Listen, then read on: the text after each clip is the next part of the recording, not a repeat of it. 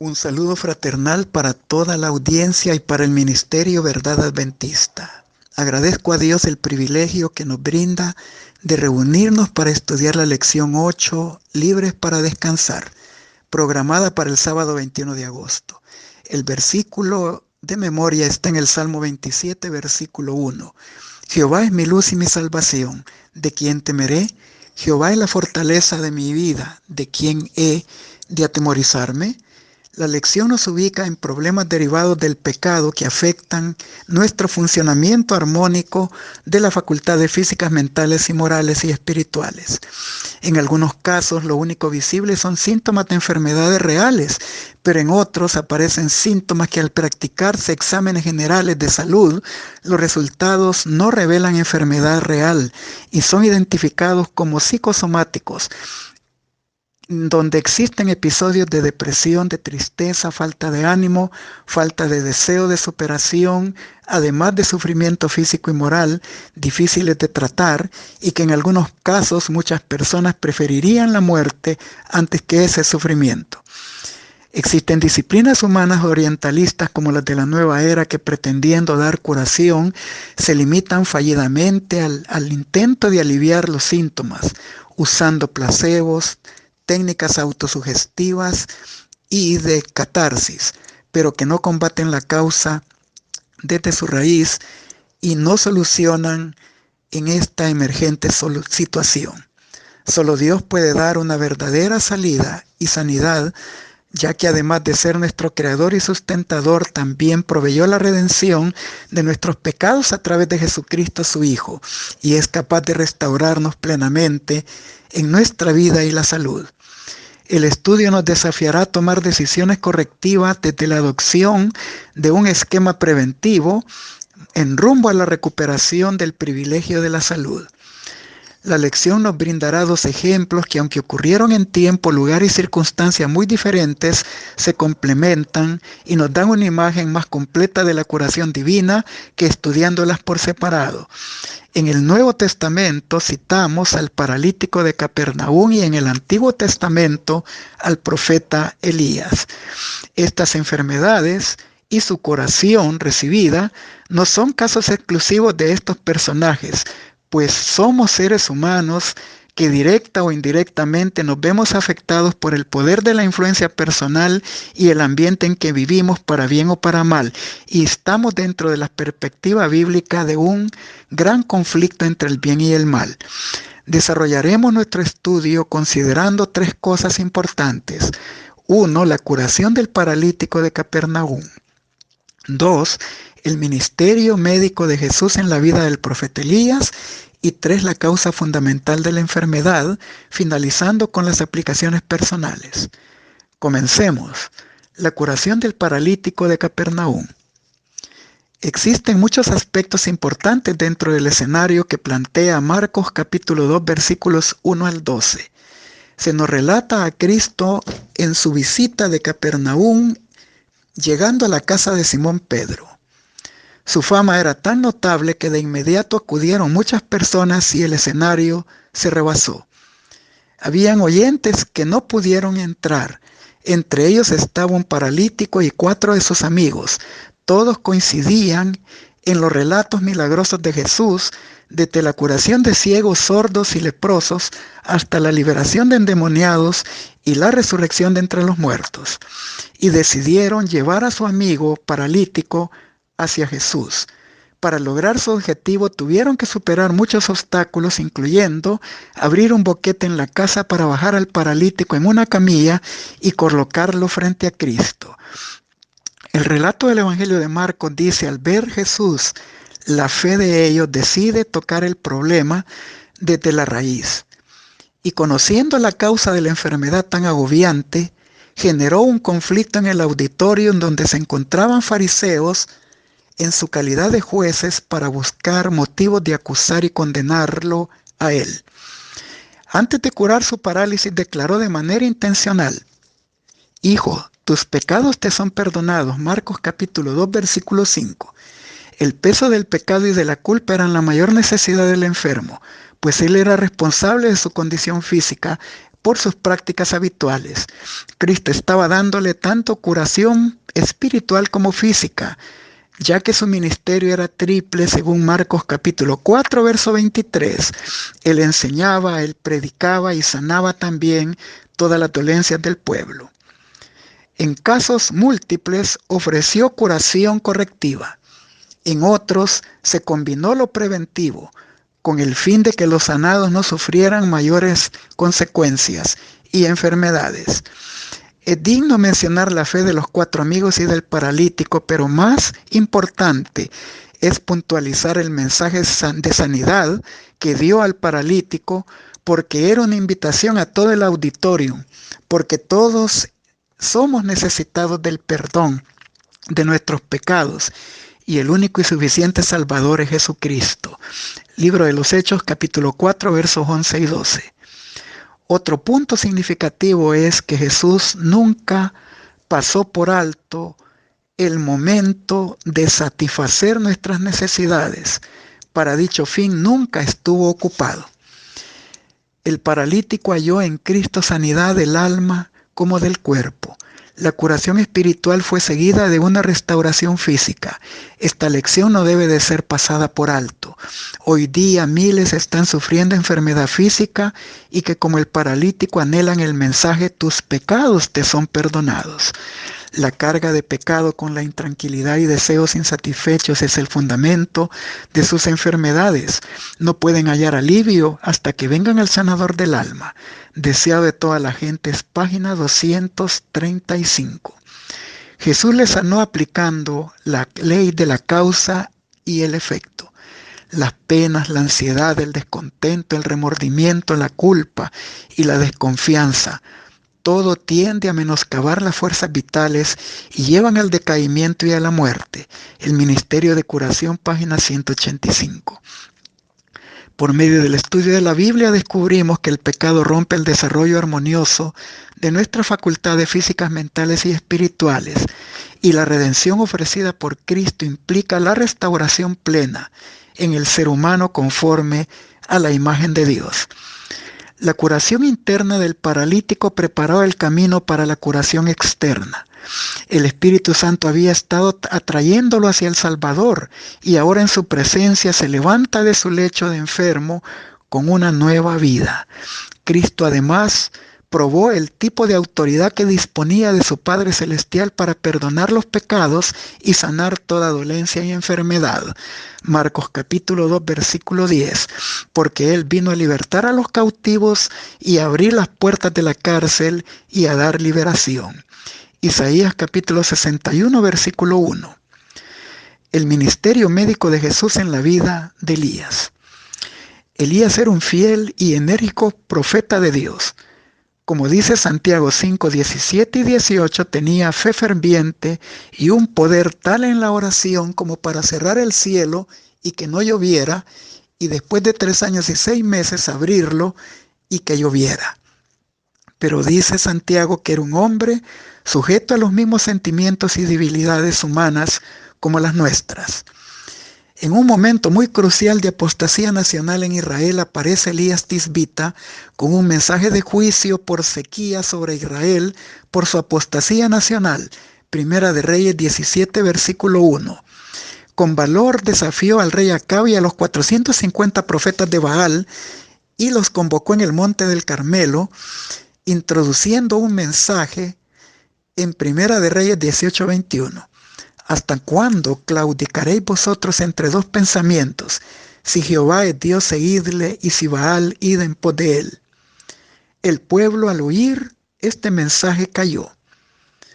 Después de desafiar a los profetas de Baal y al rey Acab, pidiendo que el Dios que respondiera por fuego, ese era Jehová, el verdadero Dios de Israel, la manifestación gloriosa de Dios se hizo presente y trajo consigo la posterior muerte de los 400 profetas de Baal, dando inicio a una reforma nacional y al regreso de Israel a la verdadera adoración. Elías estaba exhausto sin haberse alimentado y se durmió después de esta hazaña. cuando de repente y de forma abrupta es despertado por uno de sus siervos con un mensaje de Jezabel, donde le anuncia que le daría muerte, así como él mató a sus profetas de Baal. Elías se levanta sin orar, sin reflexionar, sin pedir la dirección divina, sino que presurosamente procedió a la huida, exhausto y hambriento y desanimado por su suerte, a pesar de ser un fiel siervo de Dios. Dios inicia en él un proceso de restauración, primero atendiendo sus necesidades físicas, permitiéndole espacios de descanso prolongado y luego proveyéndole alimentos especiales y nutritivos por un ángel. Luego le invita a hacer un largo viaje de 40 días como parte de su terapia. Luego, ya ubicado, se decidirá a hacer el tratamiento final. ¿Cuál era el diagnóstico de Elías? Él se sentía culpable del fracaso del Monte Carmelo. Su celo religioso no fue suficiente para hacer volver al pueblo a su lealtad a Dios. Él había abandonado su deber en un momento crucial de reforma nacional y ahora se volvía responsable de haber estropeado el plan de Dios. Se sentía más culpable que todos y en tales condiciones prefería la muerte que vivir. Esas fueron sus palabras sentado en el enebro. Señor, mejor quítame la vida, porque no soy mejor que mis padres. El Señor permitió que Elías desahogara su frustración y luego procedió a ubicarlo en su problema y le sanó. Le dijo: si tienes un vivo celo por mí y crees que eres el único profeta y siervo fiel de Dios, debes de seguir dependiendo de Dios como al principio. Las evidencias de sostenimiento de tu vida durante 3 años y 6 meses por medio de cuervos, usando a la viuda de Sarepta, impidiendo que Acab te encontrara y preservando tu vida durante toda la sequía, ¿acaso no eran evidencias suficientes para confiar en Dios? Luego le dio un panorama claro de la forma invisible y misteriosa como el Espíritu Santo obraría la transformación de vidas con mayor éxito que el despliegue del estruendo del Monte Carmelo.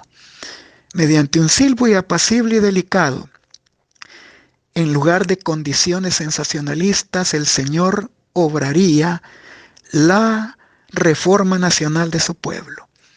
Elías aún no había concluido su misión. Tienes que ir para ungir al rey de Siria y al sustituto del rey Acab y a Eliseo, tu sucesor en la tarea profética. El sistema institucionalizado de persecución y de muerte de los profetas de Dios por Jezabel llegaría a su fin. La apostasía sería neutralizada y el Señor haría que quedaran en Israel 7,000 que no doblarían sus rodillas ante Baal. Cuando Elías entendió el propósito divino, siguió con energía y decisión el plan de Dios y luego entregó su manto a Eliseo, su sucesor, con la garantía de que la obra en su ausencia continuaría en victoria por parte de Dios.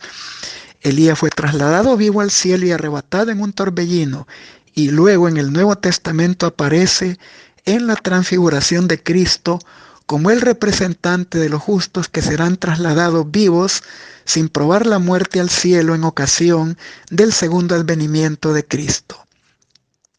La causa fundamental de la enfermedad. El pecado y la conciencia culpable son la raíz del problema, cuya consecuencia se expresan en la mayoría de enfermedades físicas, psicosomáticas y espirituales. Y Satanás es el destructor de la salud.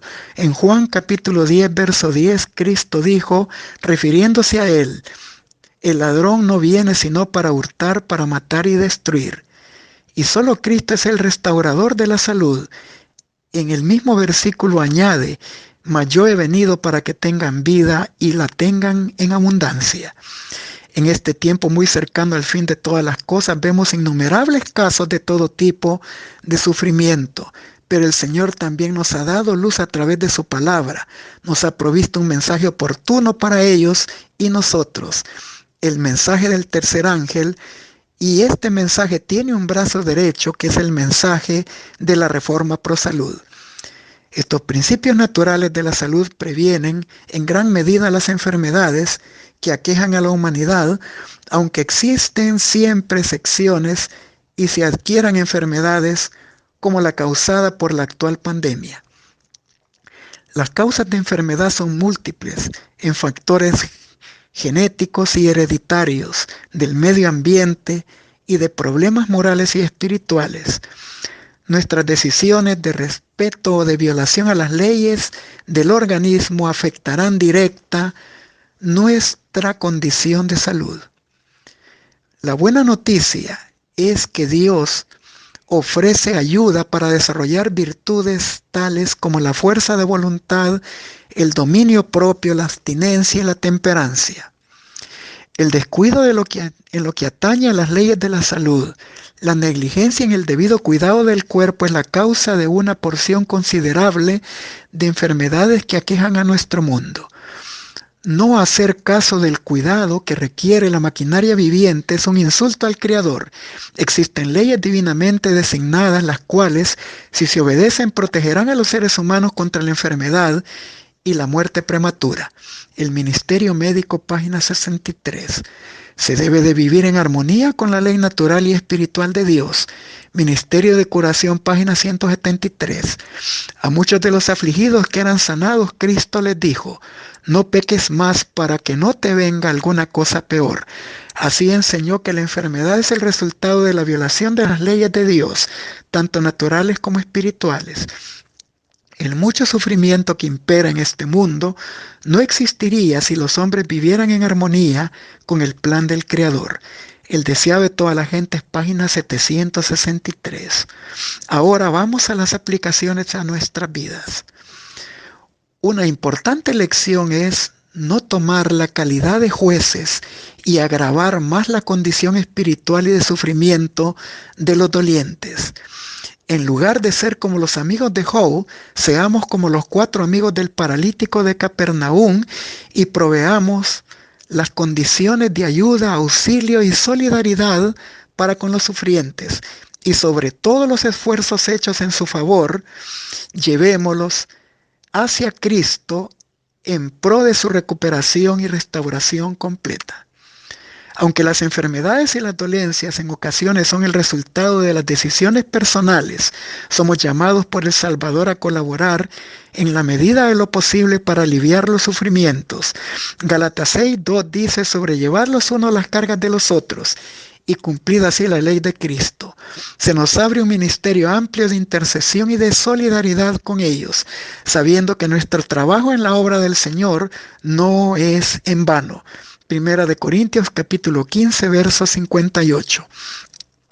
En el desarrollo de la intercesión debemos tomar en cuenta las indicaciones dadas por Cristo en su oración maestra, el Padre Nuestro. Debemos pedir que Él, que conoce el fin de todo, desde el comienzo, pueda sanar de acuerdo a sus planes y propósitos, sea de forma inmediata o progresiva. Pero también en Santiago capítulo 5, versos 14 al 16, se nos recomienda el ungimiento de los enfermos con aceite por parte de un anciano ordenado o por un ministro evangélico de la iglesia. Y la oración de fe sanará al enfermo. La palabra salvación es equivalente a la palabra sanidad, porque abarca tanto la sanidad física como la sanidad espiritual. Y es aquí donde el Señor puede contestar y restaurar de inmediato la salud física, postergando la vida del enfermo recuperado, pero en otros casos Él puede decidir el descanso en esperanza y levantarlo hasta la mañana gloriosa de la resurrección en ocasión de la segunda venida de Cristo. Lo importante y fundamental en ambos casos es que nuestras vidas deben de ser puestas en las manos de Dios, y Él nos revelará sus propósitos en cada circunstancia y ocasión y en medio de nuestras necesidades reales. Que el Señor nos ayude a aprovechar estas lecciones y con su bendición podamos llevar adelante un plan preventivo y correctivo en favor de la salud física, mental y espiritual, y fundamentalmente colocando a Cristo en el centro de nuestras vidas. Que el Señor nos bendiga, es mi deseo y oración. Y un feliz sábado para todos.